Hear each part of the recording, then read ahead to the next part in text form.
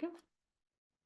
Good afternoon and welcome to the War to End All Wars, researching World War I heroes. My name's Mary and I am a genealogy reference associate here at Midwest Genealogy Center. And we're going to get started. World War I. Come on. Sorry, my computer's being, let me get rid of this. Okay. As you know, the war started in July 1914, but the United States stayed out of it until April of 1917. So there's a lot that happened regarding the United States for 18 months, because it was April of 1917 was when we being the US joined the war. A month later, I'm sorry, 2 months later, on June, they started the draft. And at the time, it was for men aged 18 to 31. So it was a small age group. 2 weeks later, the AEF, which stands for American Expeditionary Forces, arrived in France. And in September of 1918, they expanded the draft. And it was for all men between the ages of 18 and 45. And as you can see, with November 11th, Veterans Day, that is when the armistice was signed and the war officially ended. Now, there is a caveat. As you're looking at documentation for your veteran, for the person you're researching, you look and you're like, well, they didn't get discharged until, February of 1919. Well, the war officially ended in 1918, but there's a lot to do. Just because a paper's signed doesn't mean the work's done. So they had to stick around and do a lot of work before they would be sent back home.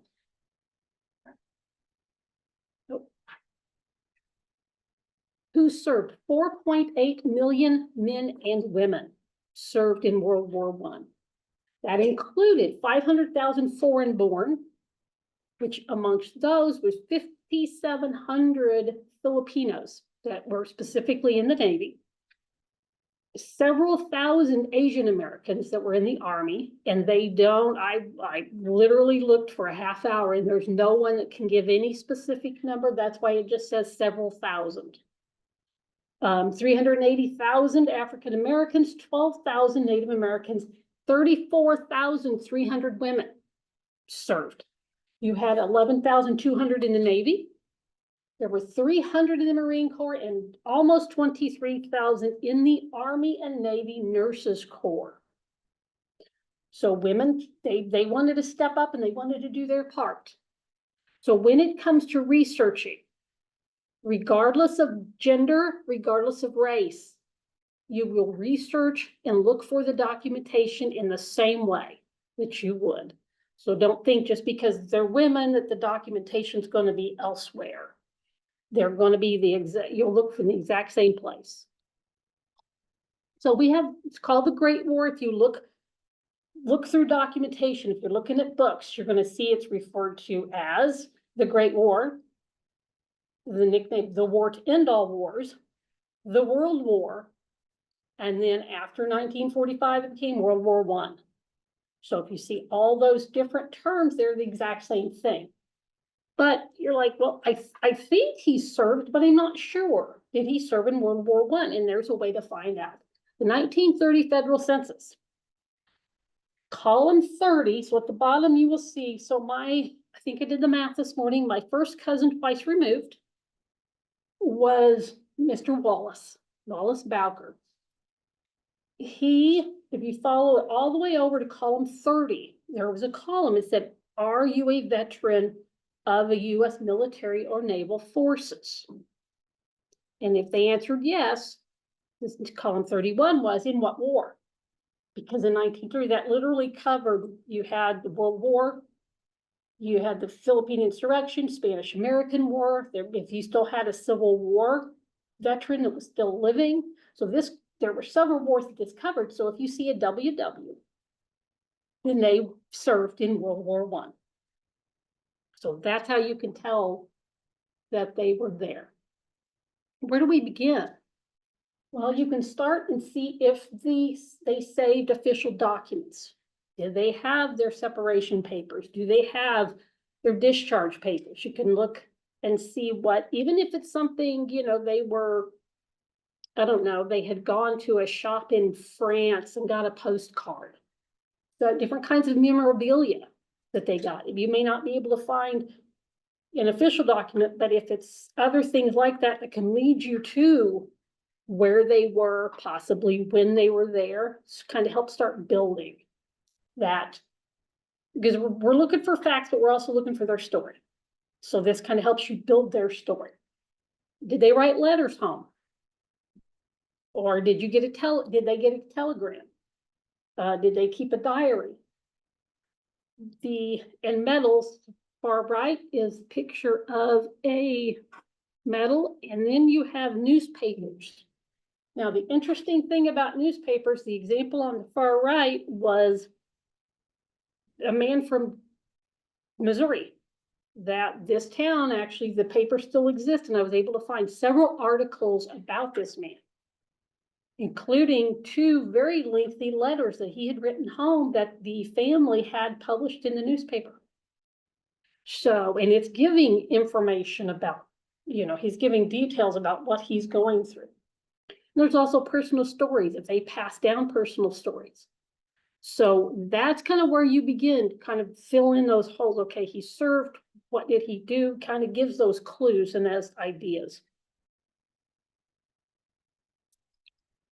Individual military records. So this is kind of an outline of what we'll talk about. You've got service records. So we'll talk about the muster rolls, the POW records, personnel records, etc., and then post-service records. Because the VA, when they got older, and we'll talk into detail, we're going to go into detail about this stuff. Burials and cemeteries, headstones.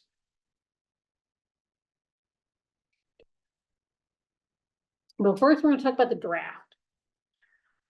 The draft registration this is an example of Mr. Wallace and Mr. Wallace Bowker and his draft card.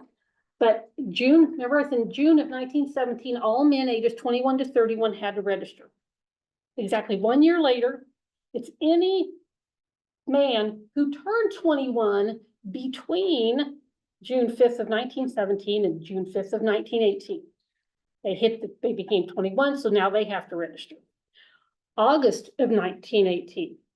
They're just trying to get everybody drafted they can. So anybody turned 21 between June 5th and August 21st of 1918 had to register. 3 weeks later, September 12th of 1918, all men between, you notice they dropped the age now, took an 18 to 45, they had to register. Now, these records are accessible on Ancestry Library Edition, Fold 3 Library Edition, and if you happen to have subscriptions for those 2 as well, MyHeritage and then Family Search. Now, there's something funny I like about his draft card. If you can see, so it gives his name, it gives his address, his birth date, if he's a natural born citizen, where he was born in Kokomo, Indiana. Now this give a side note, this is excellent information if you have an immigrant that filled out a draft card that was born in born in, say, Germany, because they're going to have the exact location where they were born in the foreign country. Excellent information. But what I like to do, okay, so it says, kind of gives his job, where he worked. Down here, I don't know if you can see question number 12. Do you claim exemption from the draft? I don't know who in the world would say no, but maybe some of them did. But he said, I'm an exemption, yes, because he worked for the telephone company. And he thought that he needed to stay home to work on the telephone service. Well, I think that's when he kind of figuratively shot himself in the foot. Because Guess who else is looking for the Signal Corps soldiers? So yeah, that didn't help him any, but they could write in there. So that gives you those little tidbits of, again, it tells you who he's working for, but you know, why does he want to be exempt? Something to keep in mind is the fact that just because there's a draft card doesn't mean they served. It just means they had to fill out a draft card. The reverse of that is if you know somebody, say 1930 census says they served, but you can't find a draft card. Well, if they entered the military before June of 1917, and so they didn't need to fill out a draft card because they were already in service. So just keep that in the back of your mind when you're looking and you're not able to find a draft card. That might be why. Service or enrollment cards. So all cards are, and these two images are just examples. The one on the far right is an example from Missouri, and the one on the left is the example from Alabama. These are all the cards. They're going to give their names, their ages, their serial number. Very important when if you're wanting to order their service records and things like that through the National Archives, having the service number is extremely important. Place of birth, and then some of the cards have the organizations or the ships that they served on. They're going to have other information, like if they were wounded, when they were discharged. As you can see, for example, the one on the right, this is for a Joe Kelly. Here's his service number. He was living in Knox County, Missouri. It tells you where he was inducted and when, his place of birth and his date of birth. This gives, he was in Company L 351st Infantry when he was discharged.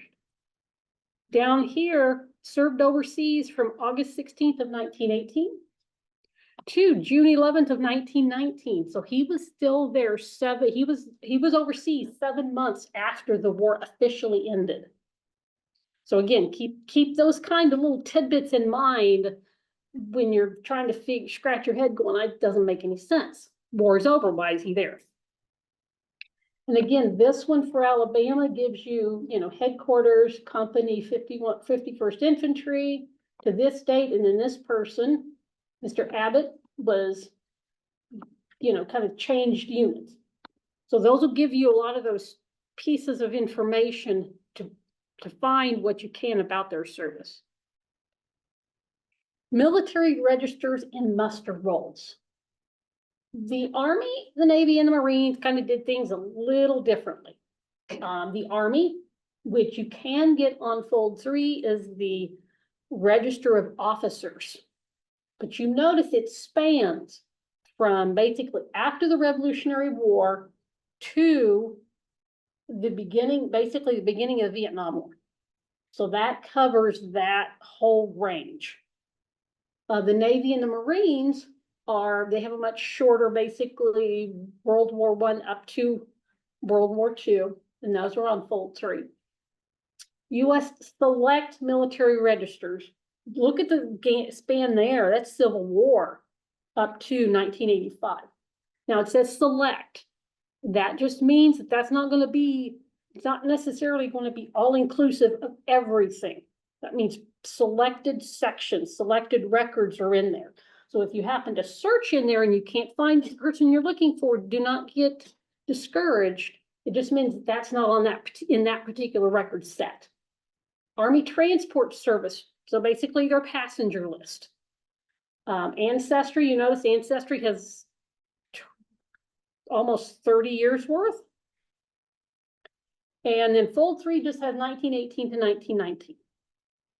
The Marine Corps muster rolls. The muster rolls you will see, and it's kind of a list. It's taking a head count. Are you here?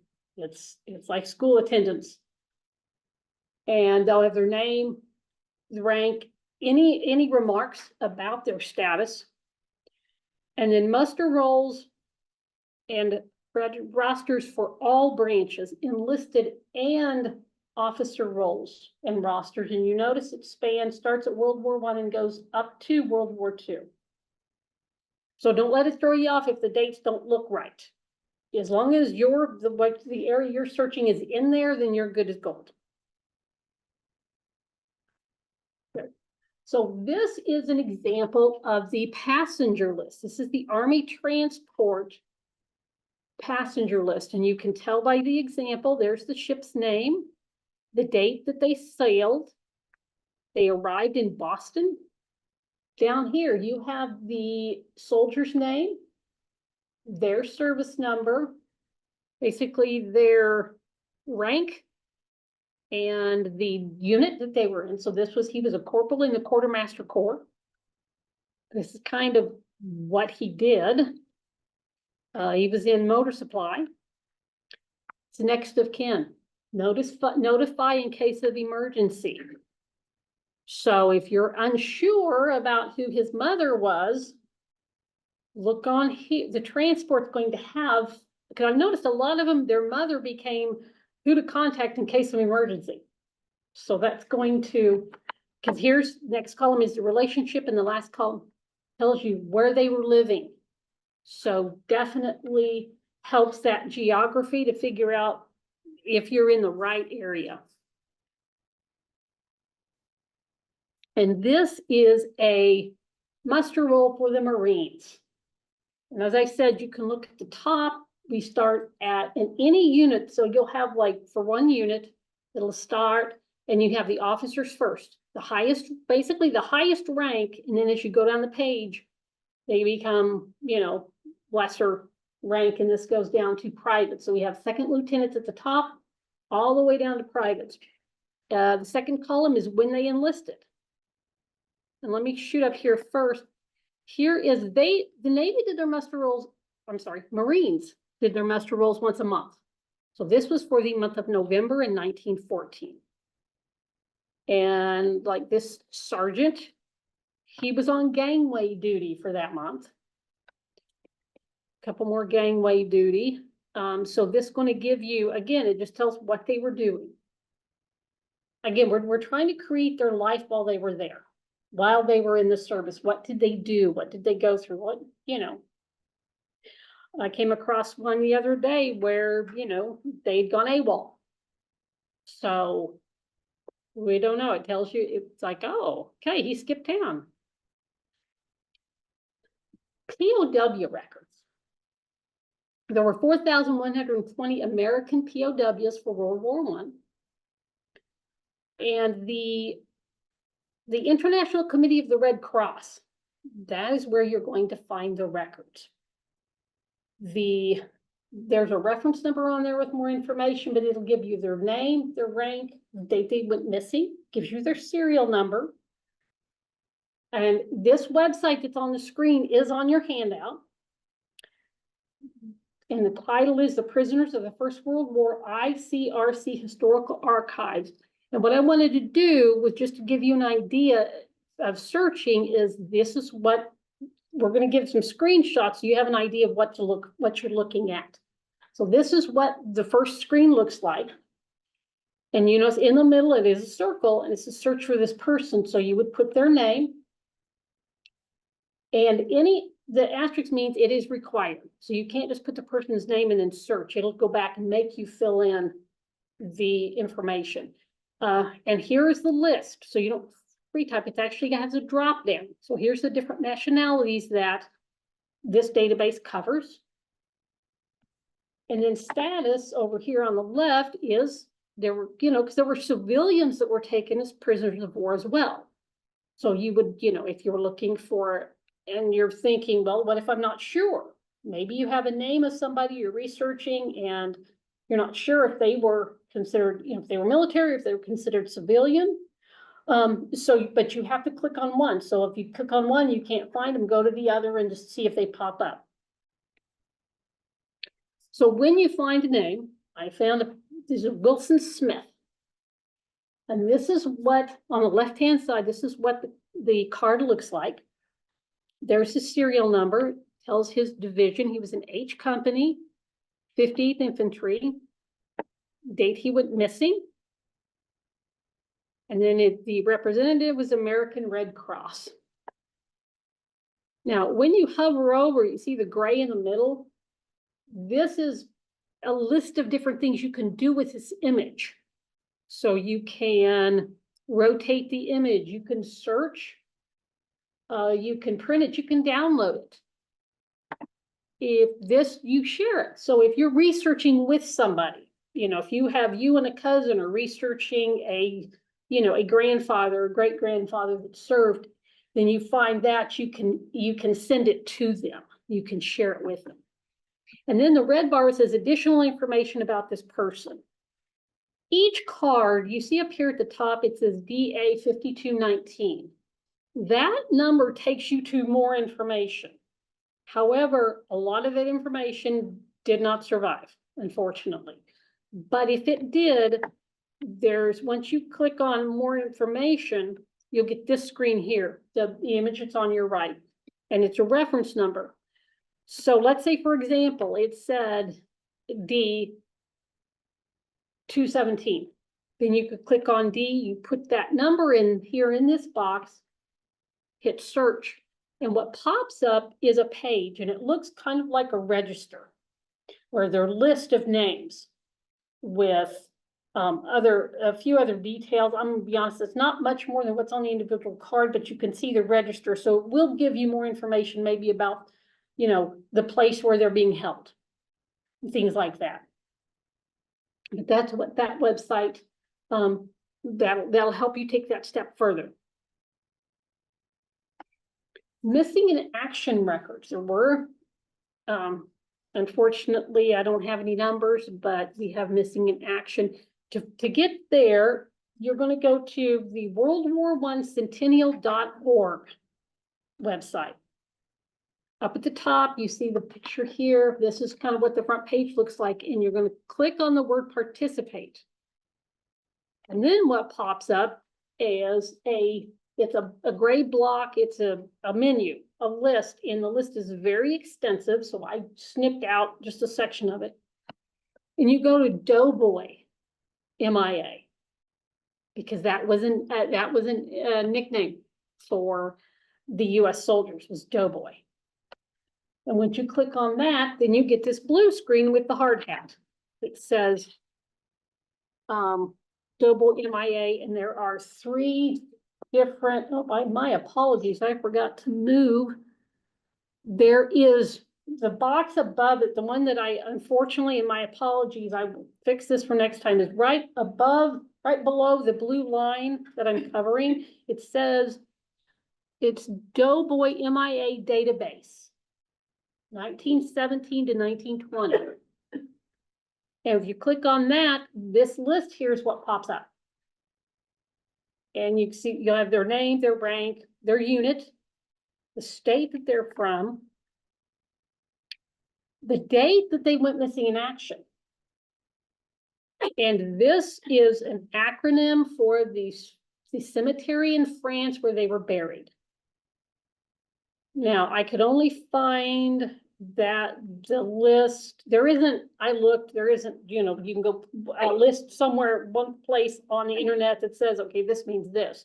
But if you go to, I believe it's American Battle Monuments Commission, then I think that's where the list of cemeteries, and you can kind of figure out, well, SO stands for this and AM would stand for this. So you can kind of figure out where they're buried.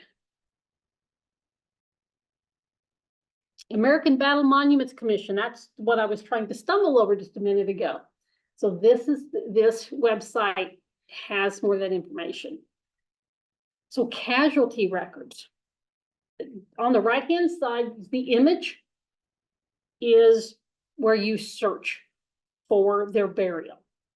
You know, so you can, honestly, there are no requirements as far as fields. So for example, if you only have a last name, say Harrison, and you believe it was World War I, just put in Harrison as the last name and click on World War I and look for your results.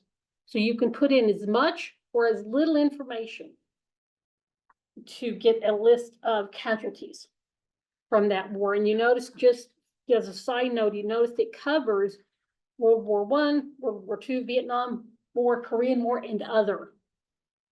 So if you're looking in here and it's like, okay, they weren't those, but, so you can click other and see what results come up. But these are for casualties during the war. The Navy decided to keep their own lists. So we have on Ancestry, there is a World War I naval deaths between 1917 and 1919. That list is on Ancestry. Now, the picture on the bottom, that's the US Navy and Coast Guard casualties.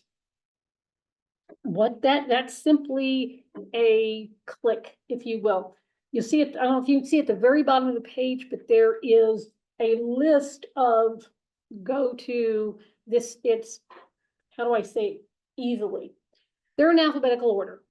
But if you're wanting to narrow down, like you're looking for the name Abbott, for example, for the last name of Abbott, all you would do is go at the bottom here where it says, down here, where it says abate to heirs. You would click on that and it's going to give you an alphabetical list that you just cruise down. So you aren't going to search for the person. You're going to go through an existing list and just look for them that way to see if they're in the list of naval. Again, this is Navy and Coast Guard. Personnel files. They're going to have the soldier's service history.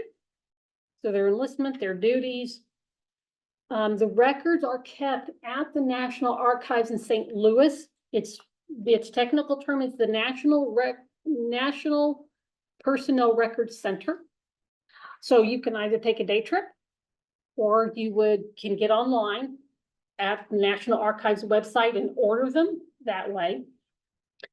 Now, getting the records, if we're looking at the Army, I don't know if everyone at home and in the room, if they were Army or Navy, but the records for those who were discharged between 1912 and 1960, 80% of the records are lost. There was a fire and things happened.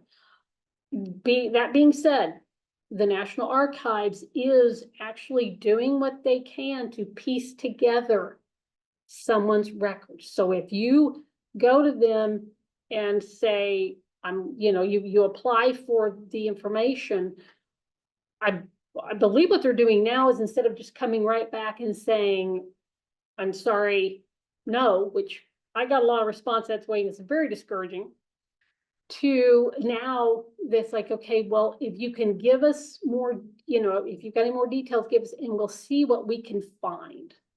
We'll see what we can do. So but again, they're doing more to build what they can. So if you can't find records, then we'll find other ways. And in here we talk about where else you can go afterwards. Women in the Navy. Remember I said there were over 11,000 women that joined the Navy. And there's an article you can actually request online. It's the Navy's first enlisted women, called Patriot Pioneers. So, and that is, again, it's going to be kind of a list of names and some information. It may or may not have, I've not had a chance to look at it, so, which I need to do, but again, that's going to give you more information if you're researching, if you've got a woman that was in the Navy that you're researching. Discharge records. So discharge records nowadays, military is called DD Form 214. Well, before the 1950, they weren't called that. You actually had an acronym. So if they were in the Army, it's going to be this acronym, WDAGO. And if they were in the Navy, it's short for Navy Personnel. So it's NAVPRS. So those are, so if you see that term, that's what is on for the discharge papers. Now, if you are trying to find a copy, they've got different ways, different places of possibly finding it. Number one is going to be if you go to the archives of the state where they lived. Now, this is the state where they lived when they were discharged. So if they moved, say, from Illinois to Colorado, but they were discharged while they're still living in Illinois. That's the state you want to go to. Now, some have indexes and some have records that are available online. You just have to go to the digital state archives and see what they have. We've gotten kind of spoiled with Missouri because Missouri has put a lot of information online. A lot of states just do not have either the records, they just don't have, they aren't able to, for whatever reason, be able to put those online yet. But it's always worth checking. If you go to the nearest separation center at their time of discharge, they would have a record of their discharge there. The veterans were encouraged, not required, but they were requested to, when they got discharged, to go to their local county courthouse and register their discharge. So you can go check there, check with the courthouse, call them up and say, hey, this is what I'm looking for. Do you even have anything? Do you have that list? Do you have anything that would help? And last but not least is the basically National Archives. You can order their discharge records. Oh, there we go.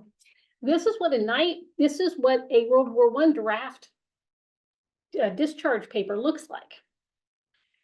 And I love these. And I must tell you, that's fantastic because the top half is all the details of when they got discharged. So you have the date, you have their name, basically their unit, their rank, their serial number. Let's see, this is the area where they were discharged from. This is a John Smith. He was born in Kansas City, Kansas. Gives his age, his occupation, his physical description, given under my hand at Camp Funston exactly where he was discharged and exactly when he was discharged and who signed off on it. The enlistment information helps, again, we're completing that picture. It's not just the discharge, now you've got the enlistment information. You know, he was a private, Kansas City, Kansas. This is the date that he was inducted or into the Army. And it gives, you know, his information, marksmanship. So he was, again, his occupation. The right-hand side is funny. And I tell you why. Talks about his physical condition was good. He did, you know, different tests was completed. He was married. The fifth line down, his character. Do you think they'd ask about that now? There is a line you want to know about his character. And this John L. Smith had an excellent character. So it kind of, again, we're writing the story about our ancestors, about their life. And you can kind of add, okay, what kind of person were they? I love that. Remarks, service, honest and faithful. No AWOL, no absence under GO 45 War Department. So he was there, he did his job, he had an excellent character. So you're going to get those details. So post-service, again, so they were in the Army, records got destroyed. Well, how do we find? Well, we have the Veterans Administration Master Index. In that, it provides their name, their date of birth, their date of death, and where they lived. You can access those on Family Search or Ancestry. But there's a second one called, it's the U.S. Department, it's basically the VA, and they have what they call the Burroughs file. Now, and again, they're going to have their birth and death dates, and it's any deceased veteran that went to the VA for benefits. So if you have a veteran, but I'm done with the Army, I'm not dealing with anybody anymore. So they're not going to have a Burroughs file. but it's real, I mean, again, they'll have their name, when they enlisted, when they were discharged, the dates, their birth and death dates, what branch they were in.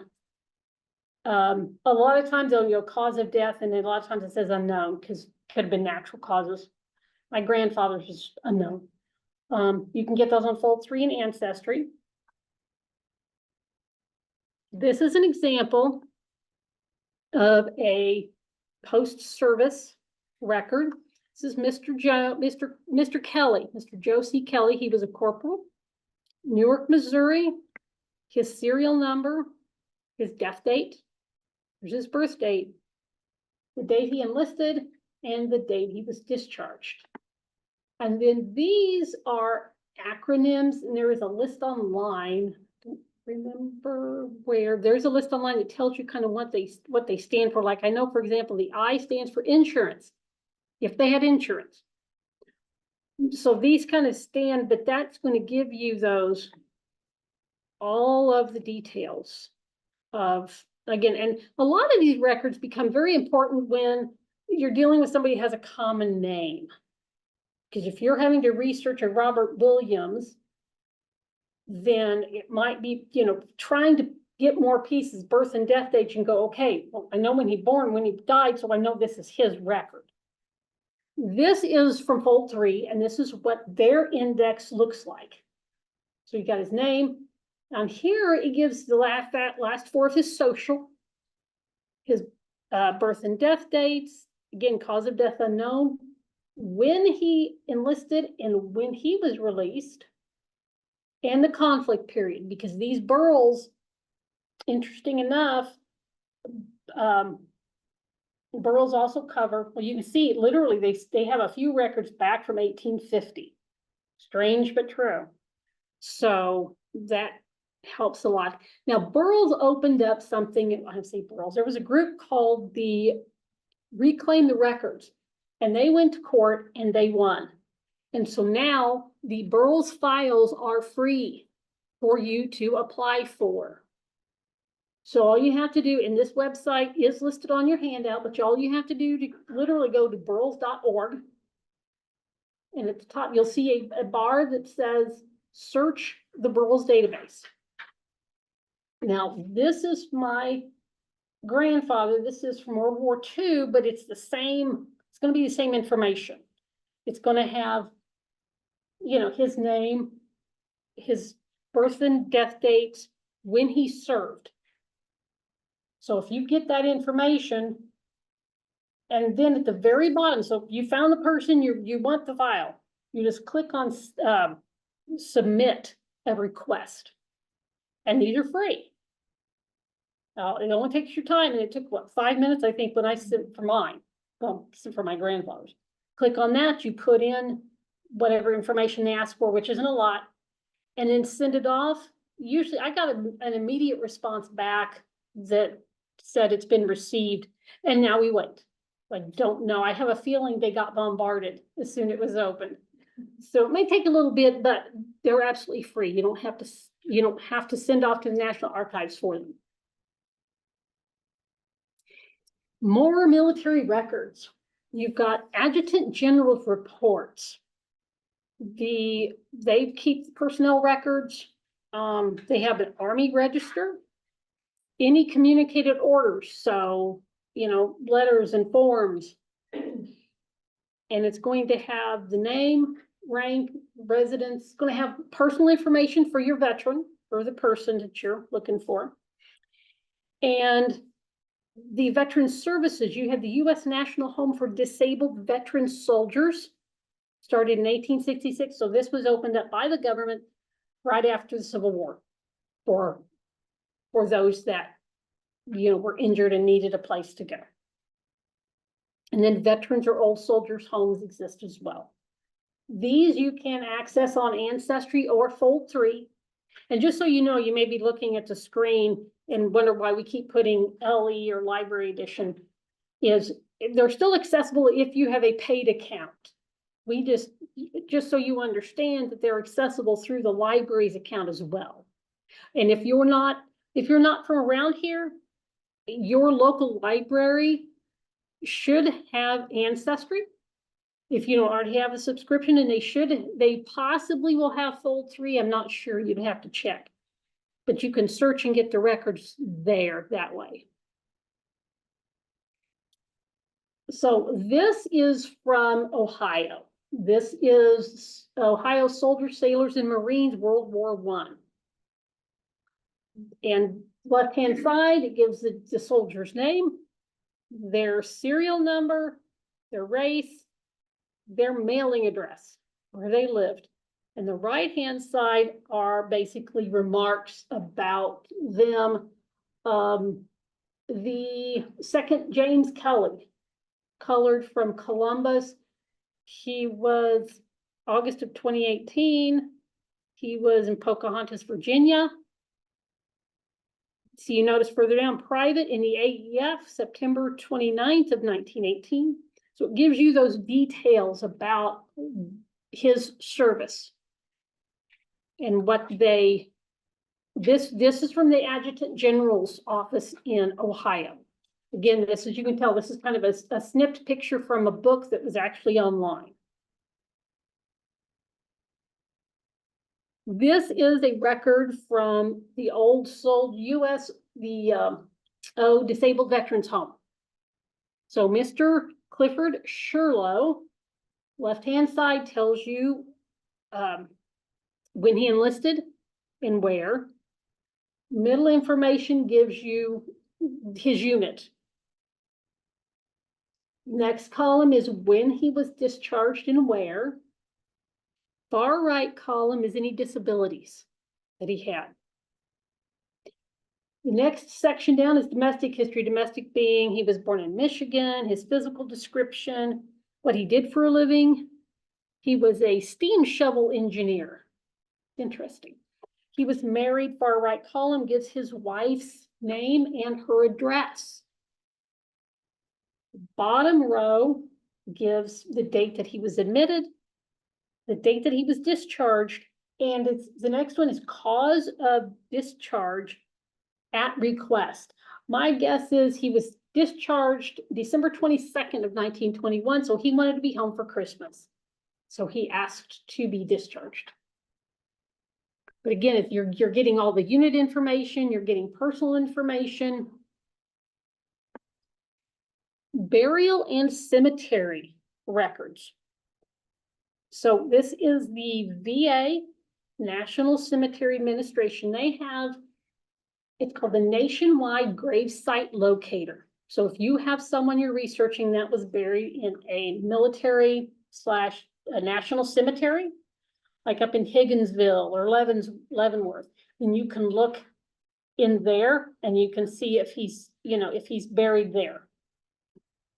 We already talked about the American Battle Monuments Commission, and I don't know if you remember further back, the form to fill out, they have burials. They're going to give you that burial information. U.S. Foreign Burial of American War Dead. So the example on the right of Mr. George Smith. So he was a private, and this tells you he was buried at, I think it's pronounced Sommet. I'm not French, so I don't know how to pronounce it. But this tells you where he was buried. He was a private, World War I. So there were, Americans buried in Commonwealth cemeteries since World War I. So that gives you George's burial information. And then World War I burial cards. And that's 1915 to 1919, and those are on fold 3. And this is what the burial card looks like. The upper right, this is the front page, and this is a Walter Bowker, not related, that gives his division, his cause of death, which is killed in action, the date he died. Now, his date of burial, and he was buried, gives you specifics of the American cemetery in that place.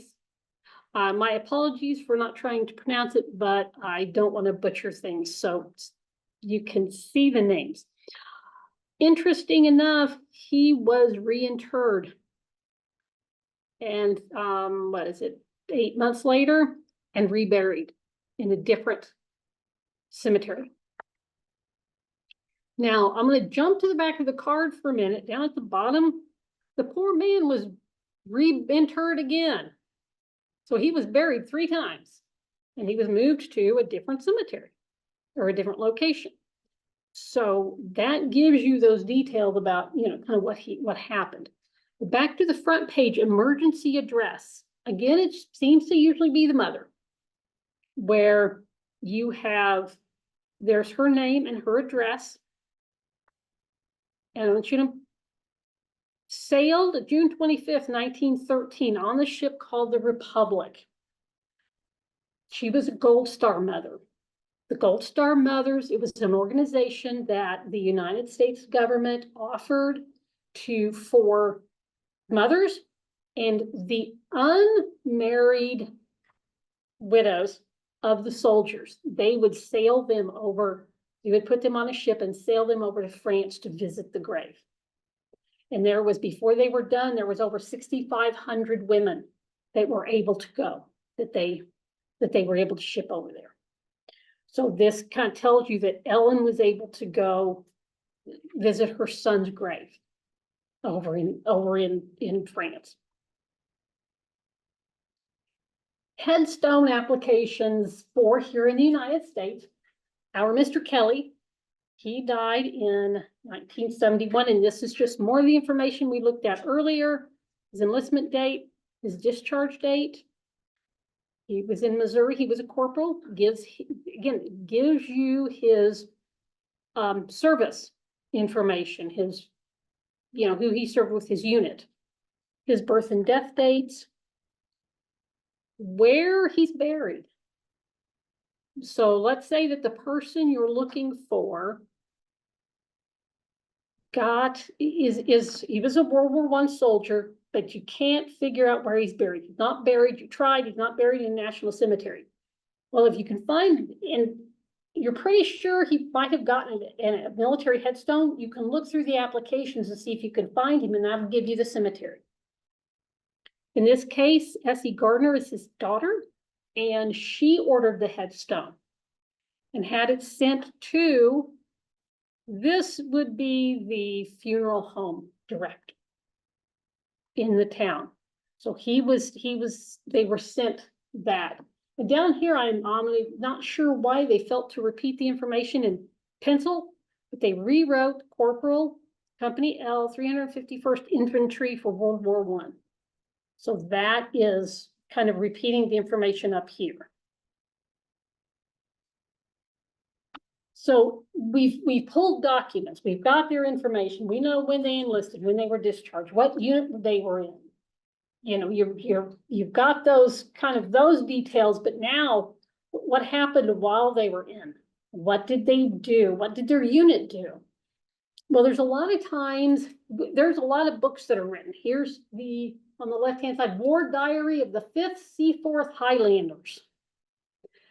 A lot of these type books, they don't list people specifically, but if you know the unit that they were in, you can look for a kind of a biography, a diary of that unit and what that unit did, the stories, the narratives. So that's going to give you that feel for what he or she went through and what they did.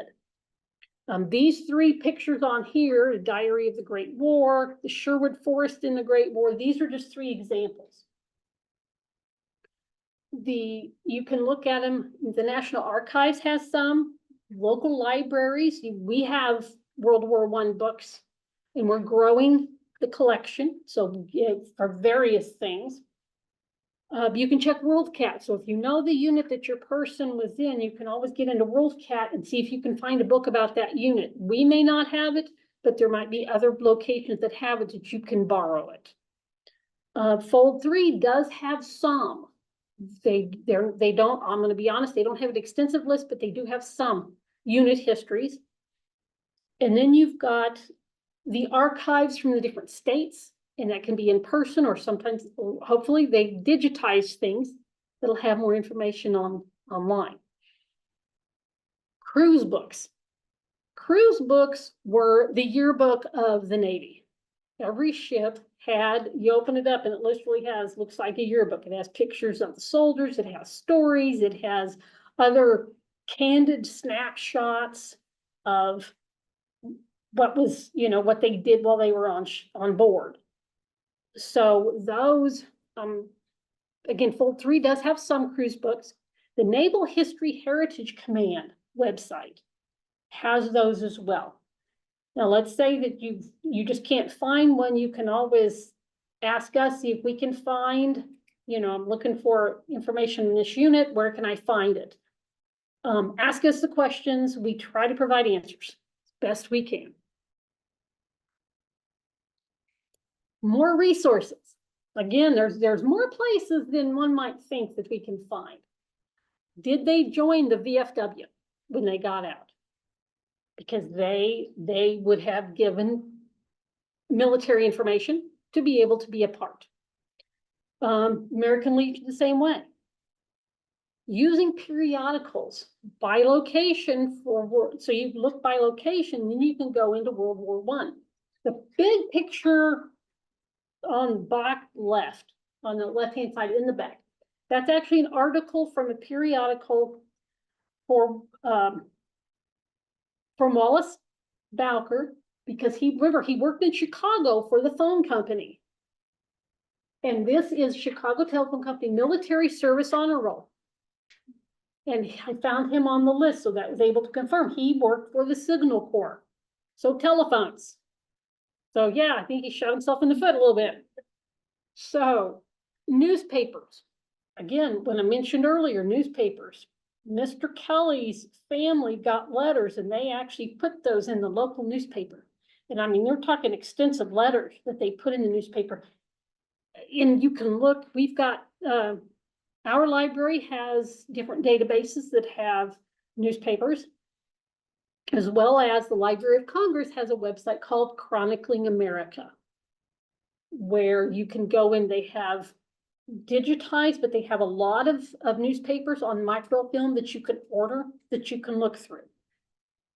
But this newspapers give you those. I mean, this article here tells that he left Fort McHenry on Thursday night, arrived in St. Louis on Saturday. So it gives you that where he was when. Cards dropped off along the way stated he was enjoying the trip and expected to be home by the last of the week. So, because especially smaller areas, people knew everybody, and they wanted to provide details. Online information from state libraries and archives. So every state has a digital state archive. Some have more information than others. It's always worth going to. If you go to sites.google.com, and you literally, the website is on the page, but you literally can just Google digital state archives and that website will pop up. So this picture on the right is the home page. But what I don't show you on here, because I didn't have enough room, is on the left-hand side of that page is every state listed. All you have to do is click on that particular state that you're looking at. It'll bring up their state archives and you can look through and see what they have. State historical societies, the State Historical Society of Missouri, the Kansas State Historical Society. See what information they have on World War I, on units and soldiers.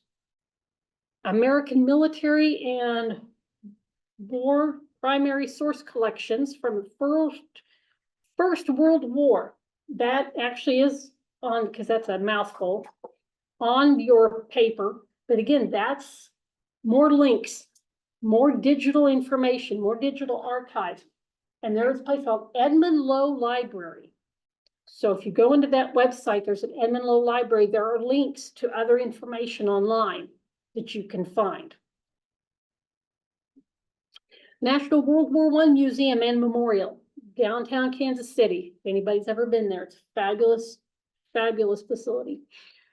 Their website, again, their World War I. You've got, this is what their front page looks like, and you can get to what you're looking for two different ways. At the top, drop in where it says collections and research. Click on that, and you can go down to military records, Or at the bottom, you see the 3 red squares. If you just click on where it says genealogy researchers and go to military records, this is a kind of a chopped up sections of the page. This is kind of what it looks like, but online World War I service databases. So this is what they have on their website. They have U.S. general resources, U.S. resources by state or territory and other countries. So for U.S. general, you've got a link to the National Archives, a link to American Battle Monuments Commission, and a link to the Roll of Honor. For U.S. resources by state or territory, I looked and there is at least one link for every state. For all 50 states, there's at least one link. So so you can get down to that state level. Other countries, they've got information for the country listed there. Punjab is one that encompasses India and Pakistan. So that's just kind of for both countries. The Library of Congress, their collection is kind of 2 chunks. First chunk is a resource guide. They have digital collections, they have online resources, they have databases. They even have links to external websites. They even have print books, resources, things like that. The right-hand side, Veterans History Project, oral histories that they've recorded. It's they serving our voices.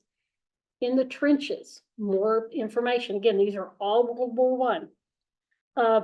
Correspondence and photographs, diaries and memoirs. So again, there may be nothing on there from your person, your hero, the person that you're researching. But if there's somebody on there that gave kind of told their story, but was in the same unit that they were in, read those, listen to those, and see what they had so you can get a feel for. So I could, if I wanted to, I could get find someone from the Signal Corps. I could list it and see what did Wallace do while he was in? What was life like for them in the Signal Corps when they were there? Finding resources and records. The Doughboy Foundation, there is a link on your website. It's literally, they will send you for free a research guide for World War I that literally they email back to you. You go to their website, you click on, you want the book, send them your email, and they send it back to you. It's that instant. The Library of Congress, we just talked about all the resources they have. And the book on the far right, The Great War, A Guide to Service Records for All the World's Fighting Men and Women. Excellent resource for researching where, and it's got in there like where you can go to get what records you're looking for, what information you want. More resources and records, it just keeps going. Family Search Research Wiki. This is the how-to of the world. So you go in there and you can say, okay, researching World War I. So they will give a list of a little bit of history, some tips, some tricks, some links to other websites, and more information. Same thing with National Archives. Literally, if you Google National Archives World War I, you'll get this page that lists World War I and all the information, the history of it, what records exist, where you can get them, and the list just goes on. This has turned out to be one of my favorite military databases, militaryindexes.com/World War I, just because they cover 8 different wars. But also, when you go in there, the top section, it's all about links to different places online you can go. But the top section is national resources, like World War I draft cards. Get you a link to that, other information. But the best part is, so you're ready to go statewide. Below national is the states. So it's got every state, and it has links to every online resource that has been connected to them for those states. So if you're looking in Arkansas, you can go to Arkansas and see what's online, because the enrollment card that I had from Alabama, I got that link on this website. went to the link and it took me to the search page for those. So I highly recommend that website. Cindy's List, whoever's familiar with Cindy's List, it's links upon links upon links. So if you go into World War I, and it's going to have links of different records and different places you can go online. And there's a website called World War I Crossroads. And again, it's got more information, and this is as records, but this one's also kind of a study. If you want a kind of a history lesson revolving around World War I, this is a good resource. That's part of what they have. This is kind of what happened during the war. So that's a really good resource as well.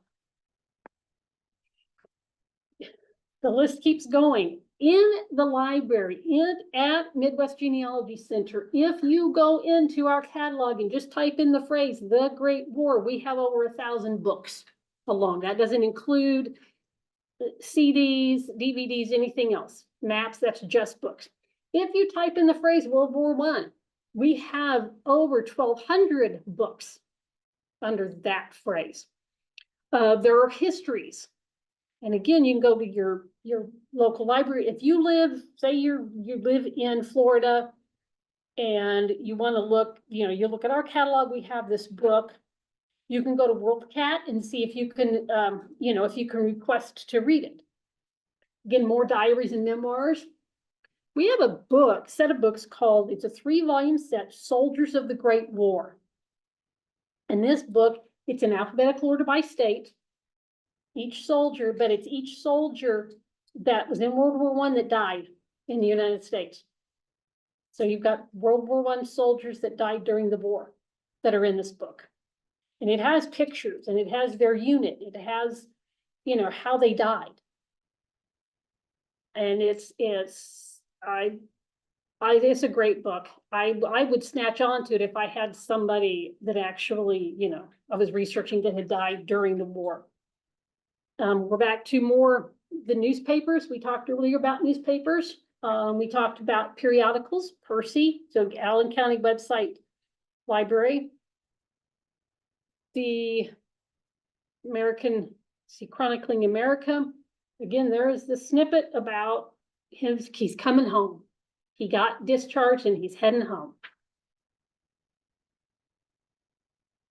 If you want a little bit of U.S. Army history, and again, this is getting more into the, not necessarily researching your specific hero, but it's researching kind of the organizations, if you will, is the Heritage and Education Center in the Center of Military History.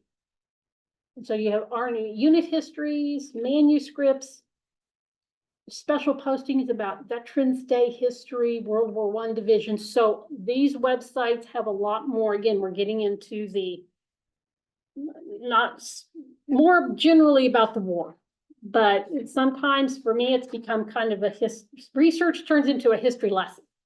So this is kind of where you go.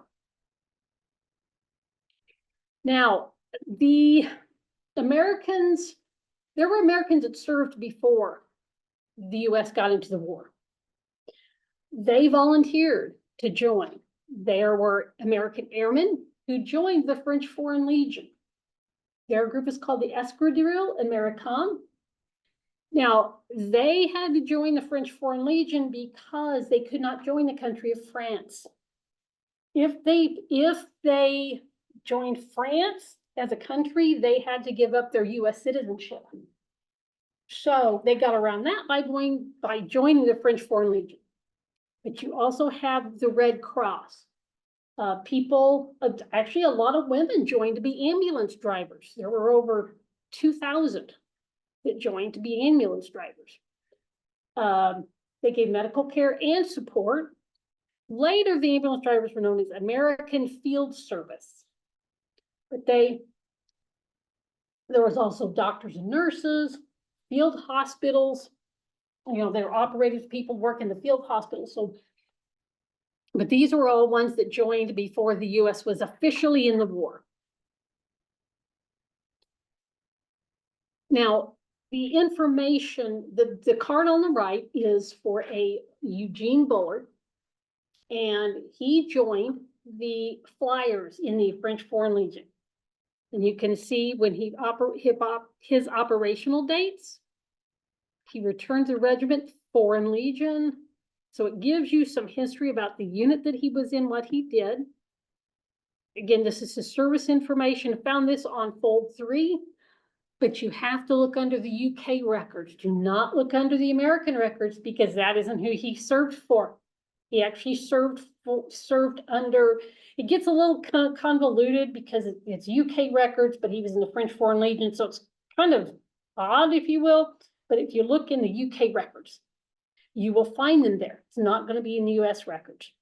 Again, we're going back to newspapers to find more information about, about Mr. Bullard and anybody else that served. International records on databases.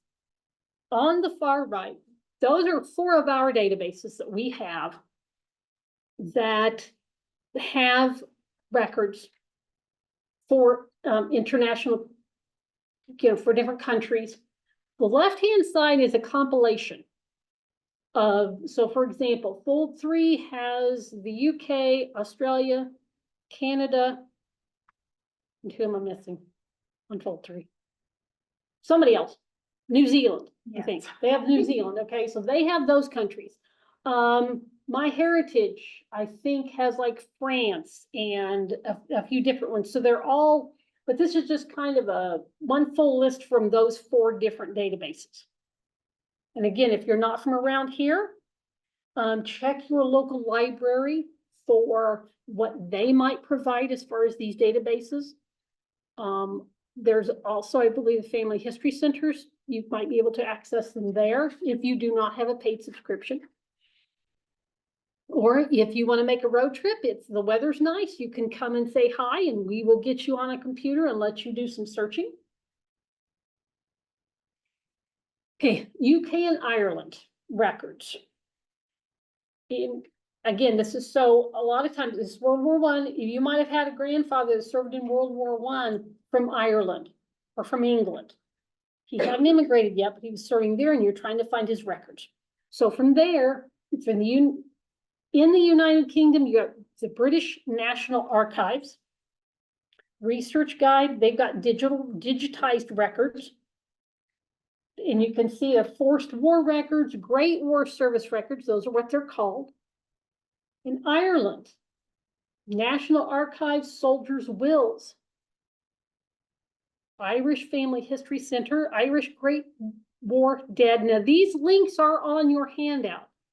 So you'll go through and look. In fact, I think they're kind of toward the end. And then Ireland's World War I veterans. Now, you recognize the book from on the right. We'll get to that in a second. Cindy's List has links for international records for Canada and the UK. You can literally go in and if you're looking for National Archives of, I don't know, Norway. Literally, just you can go into a browser and type in the National Archives of Norway and find their website. If you're looking for World War I records in there. So all you have to do is National Archives of and insert country. Family Research Wiki, Family Search Research Wiki. Now you can go in there, but you have to be country specific because if you put in World War I, it's going to ask you basically, it's not real sure because you have to put a country in there. The website earlier I talked about World War I Crossroads. They have Australian information as well as the British National Archives. The Brigham Young University website has some really good links for World War I. And again, we're talking about international. So they've got international information. And this book that I spoke of earlier, it covers, I think it's 29 different countries for records from overseas and where you can get them and how to get them. So this is a lot of information. I understand a lot that you have to take in, but I want to thank everyone, first of all, for taking the time to join us for the class. It's been, has become my real passion is military. It's really fascinating. And before we get started on questions, please feel free to, if you have any questions, let's say after class, 5 minutes down the road, you're like, I meant to ask that.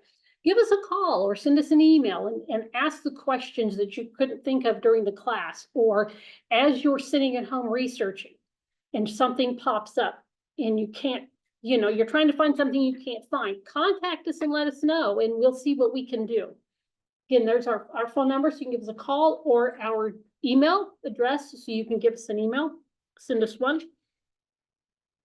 And we hope that everyone's able to come to more of our classes, and we will see and hopefully interact with you in the future.